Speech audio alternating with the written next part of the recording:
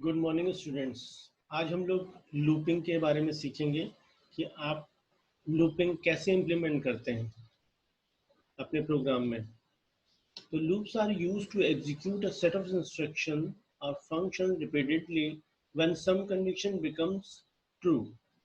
ठीक, यानी कि हम अगर एक लाइफ का अपना एग्जांपल लें जिसमें कि आप क्या करते हैं, कुछ चीज़ों को आप बार बार रिपीट करते हैं। जैसे कोई मूवी आपको बहुत अच्छी लगी तो आप उसे बार बार देखने की कोशिश करते हैं, या आप कहीं सपोज मान लीजिए गोलगप्पे खाने गए तो आप क्या कर रहे हैं कि आपको बार बार अच्छा लगा तो आप क्या कर रहे हैं, बार बार उस चीज़ को खा रहे हैं।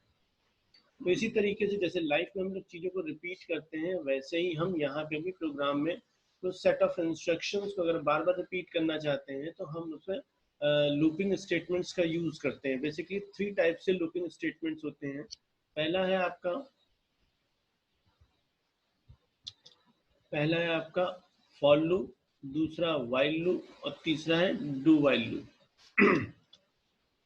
Now this is a simple concept of looping.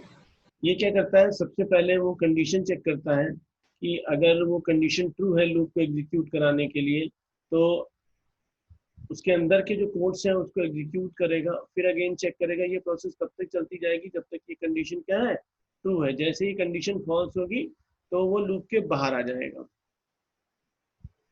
Now यहाँ पे सबसे पहले हम फॉर लूप के बारे में डिस्कस करेंगे। It execute a sequence of statements multiple times, यानी कि जब हम एक से ज्यादा बार हमें एग्जीक्यूट करना होगा कुछ स्टेटमेंट्स को, हम लोग फॉर लूप का यूज करेंगे। बेसिकली ध्यान रखिए, ये लूप हम तब यूज करेंगे जब आपको पता हो कि आपको इतने number of definite number of times ये स्टेटमेंट्स एग्जीक्यूट कराने हैं, तभी बहुत यूजफुल होगा ये। ठीक है, सिंटैक्स देखिए इसका। सबसे पहले लिखते हैं फॉर, उसके बाद इसके तीन सेक्शंस होते हैं, इनिशियलाइजेशन, टेस्ट कंडीशन, फिर इंक्रीमेंट या डिक्रीमेंट, और कर्ली ब्रेस के अंदर इसके स्टेटमेंट्स होते हैं। अब हम इसको देखेंगे कि हर पार्ट का क्या अपना मीनिंग है। तो for loop it consist of four parts. पहला है इनिशियलाइजेशन। बेसिकली ये पार्ट लूप को स्टार्ट करने के लिए इनिशियलाइजेशन जो वैल्यू दी जाती है वो इसी इनिशियलाइजेशन सेक्शन में दी जाती है, ताकि आप एक बार जब लूप स्टार्ट करें उसे स्टार्टिंग वैल्यू प्रोवाइड कर सकें। और ये ऑप्शनल होता है, आप दीजिए या ना दीजिए ये आप पर है। यानी कि देखिए इनिशियलाइजेशन का अपना क्या रोल है। जैसे आपसे कहा गया 1 to 10 तक के नंबर प्रिंट करने हैं, तो स्टार्टिंग वैल्यू आपको 1 कंसीडर करनी पड़ेगी, तभी तो आप 10 तक पहुंचेंगे। तो वो स्टार्टिंग वैल्यू क्या होनी चाहिए वो आप इनिशियलाइजेशन सेक्शन में प्रोवाइड करेंगे। अच्छा, उसके बाद है टेस्ट कंडीशन। जैसे हम लोग लूप 1 से 10 तक रन करा रहे हैं तो हमें कब उस लूप को ब्रेक करना है या कब तक लूप उसको चलाना है, ये कौन डिसाइड करता है, ये हमारी टेस्ट कंडीशन डिसाइड करती है। तो इसलिए जब तक कि हमारे टेस्ट कंडीशन ट्रू रहती है तब तक तो लूप चलेगा, अदरवाइज लूप ब्रेक हो जाएगा। और ये भी एक ऑप्शनल स्टेटमेंट है, आप दीजिए या ना दीजिए आपकी रिक्वायरमेंट के हिसाब से है। उसके बाद तीसरा पार्ट है दैट इज स्टेटमेंट्स, यानी कि लूप अगर कंडीशन ट्रू हुई तो लूप के अंदर के स्टेटमेंट क्या होंगे, एग्जीक्यूट होते रहेंगे। तब तक एग्जीक्यूट होंगे तब जब तक कि वो फॉल्स ना हो जाए। ठीक, उसके बाद चौथा सेक्शन आता है इंक्रीमेंट या डिक्रीमेंट। यानी कि देखिए 1 से 10 तक हमें नंबर प्रिंट कराना है। नंबर आपने इनिशियलाइज कर दिया, कहाँ तक चलाना है ये बता दिया, पर ये 1 से 10 तक पहुंचेगा कैसे, जब तक हम कि इसमें इंक्रीमेंट ना करें एक एक का या दो दो का एज पर योर रिक्वायरमेंट। तो इंक्रीमेंट या डिक्रीमेंट सेक्शन क्या कहता है कि जो भी आपने वेरिएबल लिया है इनिशियलाइजेशन सेक्शन में, उसे आप क्या कर रहे हैं, या तो इंक्रीज कर रहे हैं उसकी वैल्यू या डिक्रीज कर रहे हैं। ठीक है, आगे या पीछे बढ़ने के लिए। और ध्यान रखिएगा ये जो वेरिएबल हमने इनिशियलाइज किया ये हमारा कहलाएगा कंट्रोल वेरिएबल, क्योंकि इसी कंट्रोल वेरिएबल के हेल्प से हम क्या करेंगे, लूप को एग्जीक्यूट कराएंगे। देखते हैं हम लोग फिगर में। नाउ सबसे पहले हम बात कर रहे हैं इनिशियलाइजेशन सेक्शन की। तो सबसे पहले इनिशियलाइजेशन, ये ध्यान रखिए ये लूप में एक ही बार होता है, बार बार नहीं होता जब लूप स्टार्ट हो रहा होता है। उसके बाद ये कंडीशन चेक करता है, कंडीशन ट्रू हुई तो उसके अंदर के ब्लॉक ऑफ स्टेटमेंट एग्जीक्यूट कराता है, फिर अपडेशन पे जाता है, और उसके बाद क्या करता है, फिर कंडीशन पे जाता है। फिर कंडीशन ट्रू हुई तो ठीक है, नहीं तो वो क्या करेगा, फॉल्स होगा तो लूप के बाहर आ जाएगा। ठीक,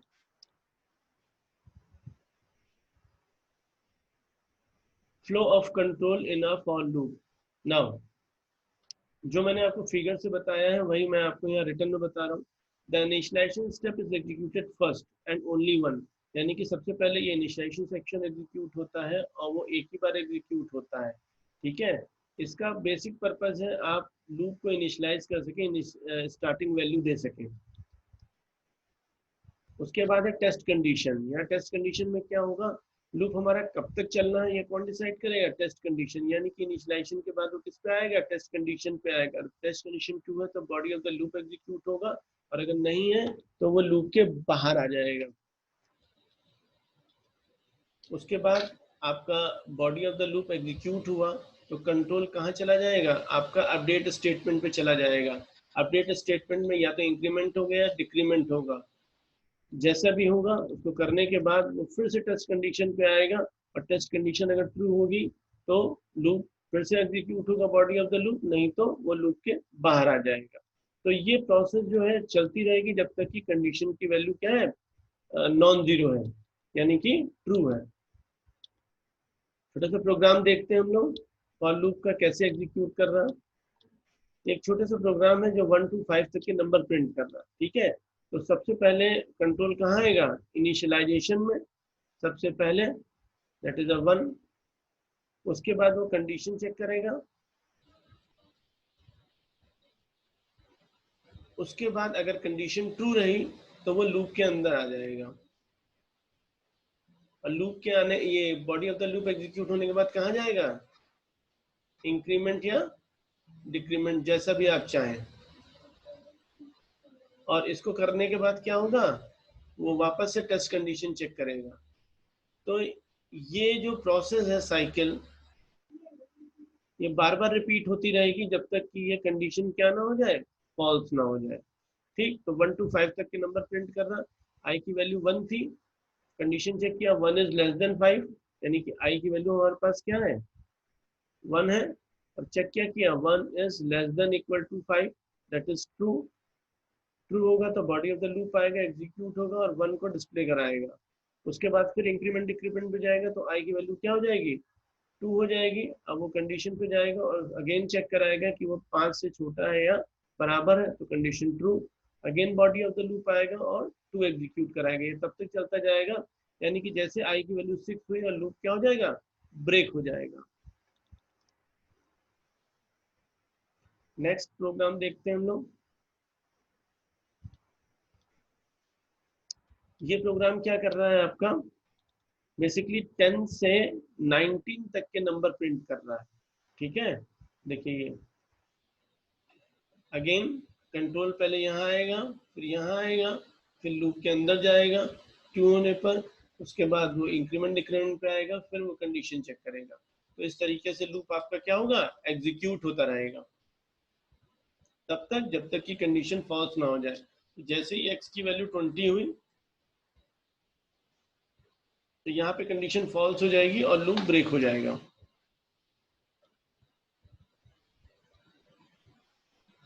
यहाँ पे क्या हमने लूप को उल्टा चलाया है, यानी कि 10 से 2 तक के नंबर हमने प्रिंट किए हैं। ठीक है, तो अब यहाँ पे इनिशियल वैल्यू क्या है, 10 है, और कंडीशन क्या है कि i की वैल्यू 1 से बड़ी होनी चाहिए तभी वो चलेगा। और वो 10 से 1 तक जाएगा कैसे, जब हम उसमें डिक्रीमेंट करेंगे। तो इस तरीके से आप लोग क्या कर सकते हैं, वहां आप इंक्रीज कर रहे थे, यहाँ आप डिक्रीज कर सकते हैं। तो ये आपके ऊपर है कि आपको क्या लॉजिक लगा के प्रॉब्लम सॉल्व करनी है, इंक्रीमेंट करना है या डिक्रीमेंट करना है। अब लूप का वेरिएशन देखते हैं।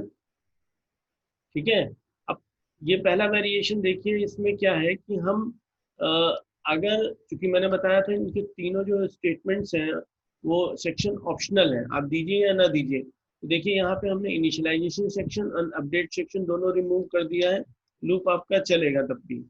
ठीक है, अच्छा जो इनिशियलाइजेशन सेक्शन है वो मैंने लूप के बाहर रख दिया है, और जो इंक्रीमेंट डिक्रीमेंट है वो मैंने लूप के end of the, before the end of the loop मैंने लगा दिया है।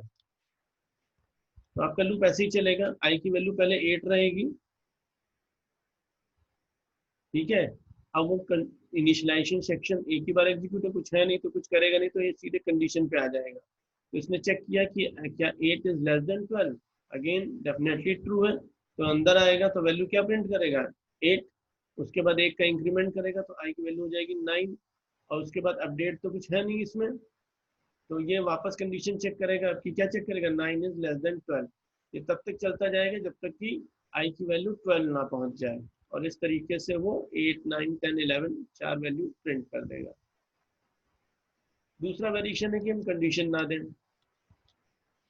ये देखिए इसमें हमने इनिशियलाइजेशन केवल किया है और कंडीशन हमने कोई नहीं दी है, ना हमने अपडेट किया है।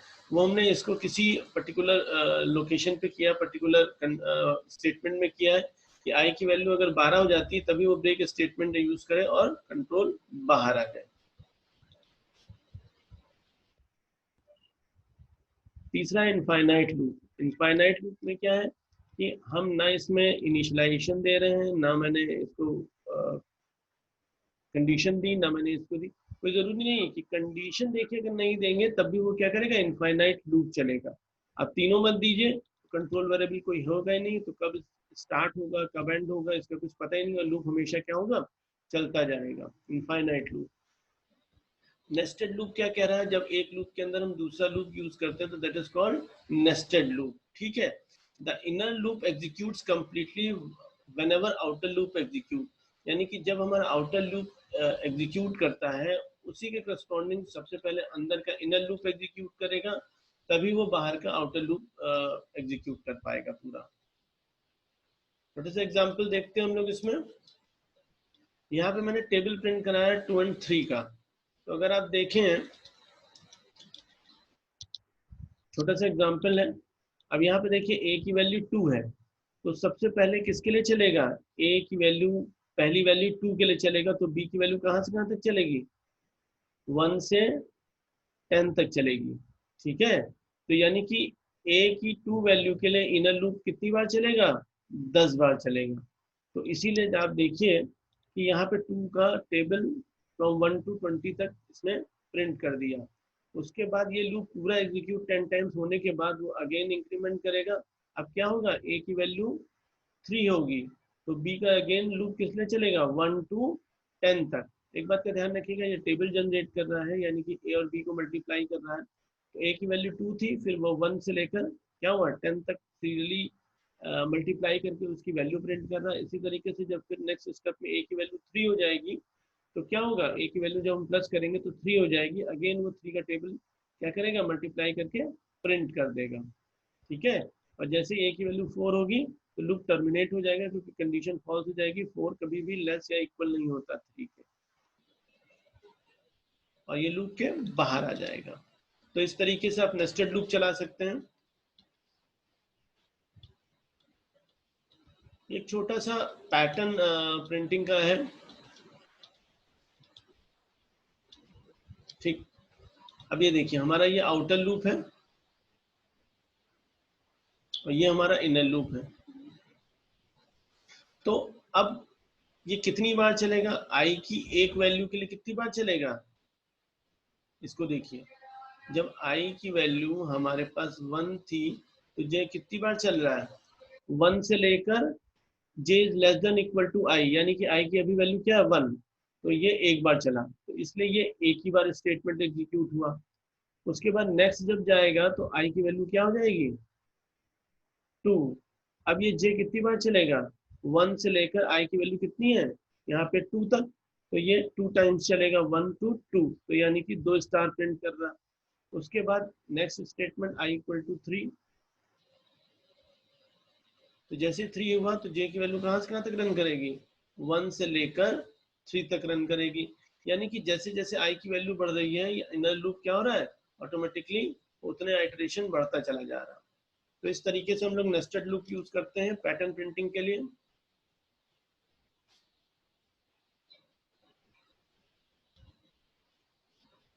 यहाँ पे देखिए, अब यहाँ पे क्या है हमने रिवर्स ऑर्डर में प्रिंट किया है, यानी कि पहले सबसे 5 फिर 4 फिर 3 फिर 2 फिर 1 ऐसे इस तरीके से हमने प्रिंट किया।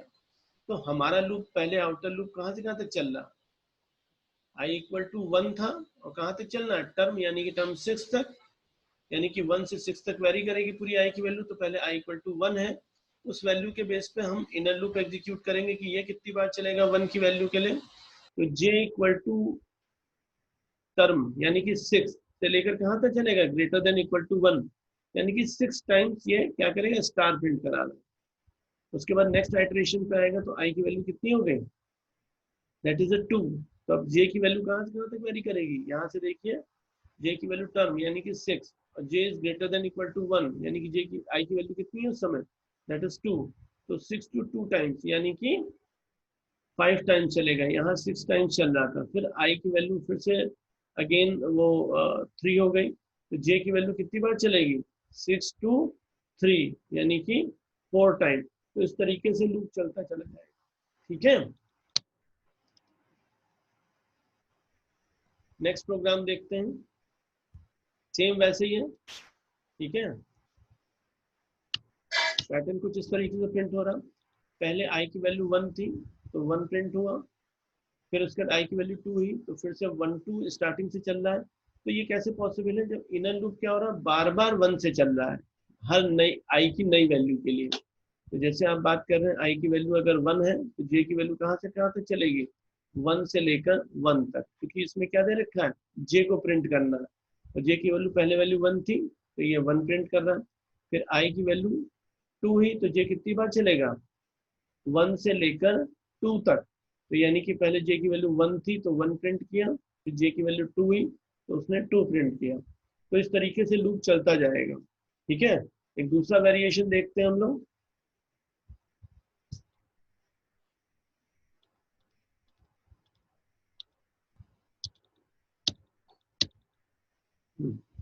नाउ अब इसमें अंदर जो प्रिंट करा रखा है वो आई करा रखा है, यानी कि आई की जो वैल्यू होगी हर बार लूप में उसी को प्रिंट करेगा इतने नंबर ऑफ टाइम्स। देखिए क्या कर रहा है, अब आई की वैल्यू हमारे पास क्या थी, 1 थी, और जे की वैल्यू कितनी हुई, 1 से 1 तक चली। ठीक है, आई की वैल्यू 1 के लिए 1 से 1 तक चली। तो यहाँ पे क्या प्रिंट करना, आई, तो ये कितने टाइम चल रहा है, एक टाइम चल रहा है, इसलिए क्या हुआ 1 प्रिंट हुआ एक सिंगल। उसके बाद आई की वैल्यू क्या हो गई, बेसिकली 2 हो गई। तो जे की वैल्यू कहाँ से कहाँ तक चली, 1 से लेकर 2 तक चली, यानी कि जे का लूप जो है इन लूप 2 टाइम्स चलना है। तो 2 टाइम्स में क्या चलेगा, आई की वैल्यू, तो आई की वैल्यू अभी क्या है 2, तो क्या प्रिंट कर रहा है, दैट इज 2, 2 एंड 2। इस तरीके से जब आई की वैल्यू 3 होगी तो 3 टाइम्स प्रिंट होगा, क्योंकि यहाँ 1 से 3 तक चलेगा। ठीक है, इस तरीके से हम लोग पैटर्न प्रिंट करेंगे नेस्टेड का यूज करके। उसके बाद देखते हैं नेक्स्ट, इसमें very next type of loop that is a while loop.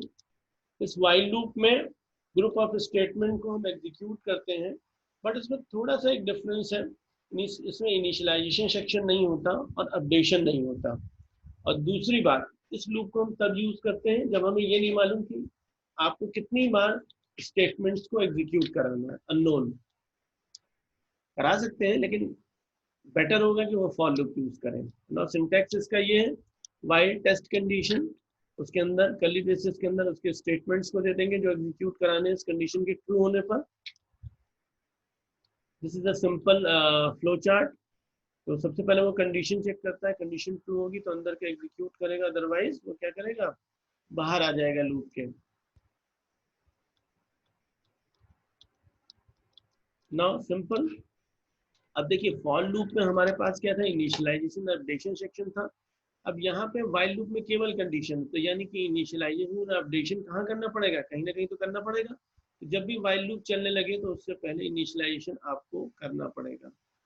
जो वेरिएबल हम इसकी कंडीशन के लिए टेस्ट करते हैं वो हमारा क्या कहलाता है, कंट्रोल वेरिएबल। एंड उसके बाद अपडेशन हमने कहाँ यूज किया, that is before end of the loop. ठीक है, तो सेम वैसे ही है पैटर्न, बस आपको ध्यान रखना है इनिशियलाइजेशन एंड अपडेशन कहाँ करें। इनिशियलाइजेशन हमेशा व्हाइल लूप के बाहर कीजिएगा। सेकंड, ये एग्जांपल देखिए, सेम फॉर लूप का ही है, बट इसमें व्हाइल लूप के बनाया हुआ है।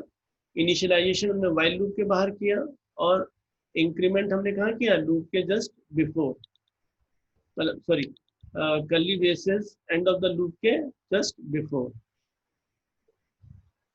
जैसे फॉर लूप एग्जीक्यूट किया तो सिमिलरली यही भी, ये भी एग्जीक्यूट कर रहा, अगेन यही।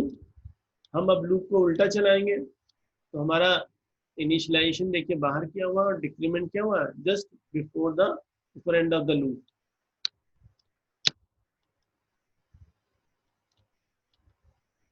Again do while loop.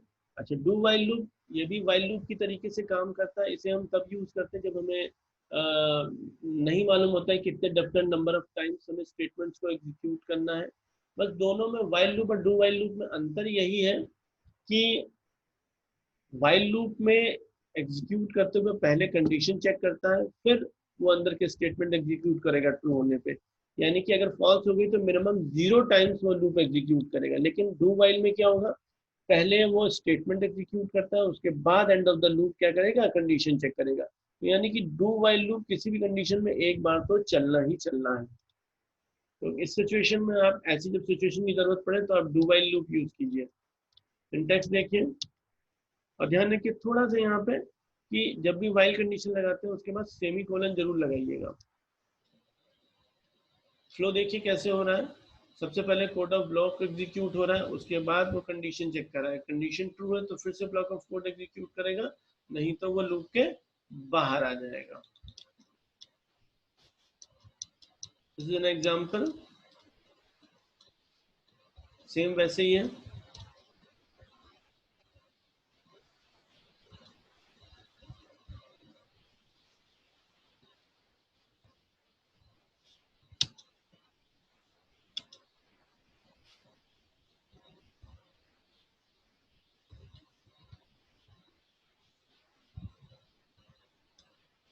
यहाँ पे रिवर्स ऑर्डर में चल रहा है तो तब तक चलता रहेगा जब तक कि आई की वैल्यू 1 ना हो जाए। ठीक है, ये मैंने कुछ कंपैरिजन दिखा रखा है इसमें, for loop, while loop and do while loop. ये देखिए ये आपका इनफाइनाइट लूप प्रेजेंट कर रहा है। वाइल में 1 दे देंगे तो इसका मतलब क्या है, वो इनफाइनाइट लूप हो जाएगा। इसी तरीके से डू वाइल लूप, ये सिंटैक्स है इसका। Initialisation, condition, increment, decrement, while के साथ कंडीशन है, डू वाइल के साथ यहाँ कंडीशन है। ये फॉर लूप का एग्जांपल है। ठीक है, तो ये जस्ट आपको रेफरेंस के लिए कि ताकि आप समझ सकें कि तीनों में किस तरीके से सिंटैक्स लिखा जाता है, तीनों कैसे डिफर कर रहा है ना। अब इसके बाद कुछ जंप स्टेटमेंट आते हैं। यानी कि जब आप फ्लो ऑफ कंट्रोल को लूप में आप कंट्रोल को ब्रेक करना चाहते हैं तो उसके लिए कुछ स्टेटमेंट्स का यूज करते हैं। यानी कि उसके फ्लो ऑफ कंट्रोल को, लूप को कुछ डिफरेंट करना चाहते हैं, कुछ उसमें वेरिएशन लाना चाहते हैं। तो सबसे पहला ब्रेक स्टेटमेंट। ब्रेक स्टेटमेंट कब यूज करते हैं, जब आप लूप चलते हुए आप लूप को बीच में ब्रेक करना चाहते हैं। ठीक है, कोई आप काम कर रहे हो और बीच में आपको रोक दिया जाए, यानी कि वो काम आगे ना कर पाए, तो वो आप उसके लिए ब्रेक स्टेटमेंट का यूज करेंगे। ठीक है, जैसे ही ब्रेक स्टेटमेंट इनकाउंटर होगा तुरंत ही वो कंट्रोल क्या होगा, एग्जीक्यूशन कंट्रोल फॉर लूप के बाहर आ जाएगा। सिंपली ब्रेक स्टेटमेंट,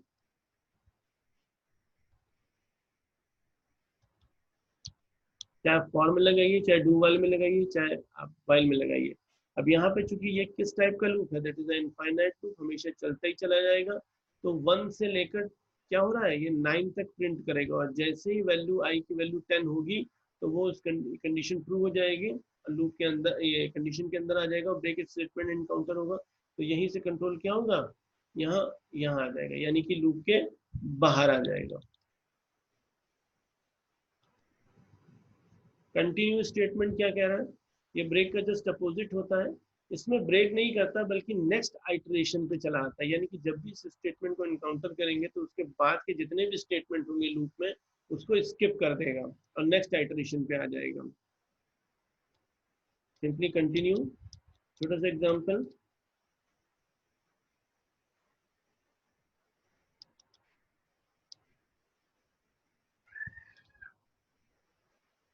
ये देखिए एक छोटा सा एग्जांपल मैंने यहाँ ले रखा है। अब देखिए आई की वैल्यू पहले क्या थी, 1, चेक किया कंडीशन ट्रू, अंदर आया फिर से कंडीशन चेक किया, तो 1 कभी भी 6 के इक्वल नहीं होगा। 1 इज नेवर इक्वल टू 6, तो कंडीशन फॉल्स हो गई तो वो क्या प्रिंट करेगा, नेक्स्ट 1। उसके बाद फिर वो लूप, ये कंट्रोल यहाँ गया, आई की वैल्यू कितनी हो गई, दैट इज 2 हो गई। अब अगेन चेक किया उसने, 2 is less then 10, definitely true है, अंदर आएगा 2 6 के इक्वल नहीं होगा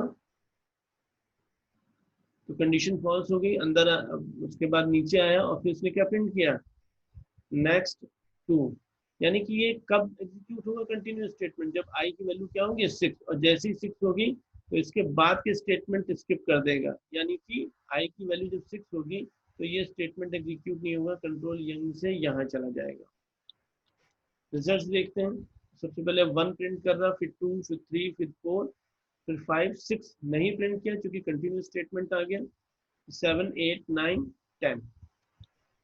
तो इस तरीके से कंटिन्यूस स्टेटमेंट आपको मैंने बताया, ये आपको मैंने कुछ रेफरेंसेस दिए हैं जिसका यूज करके आप लोग और भी पढ़ सकते हैं, एग्जाम्पल देख सकते हैं। This is end of your topic.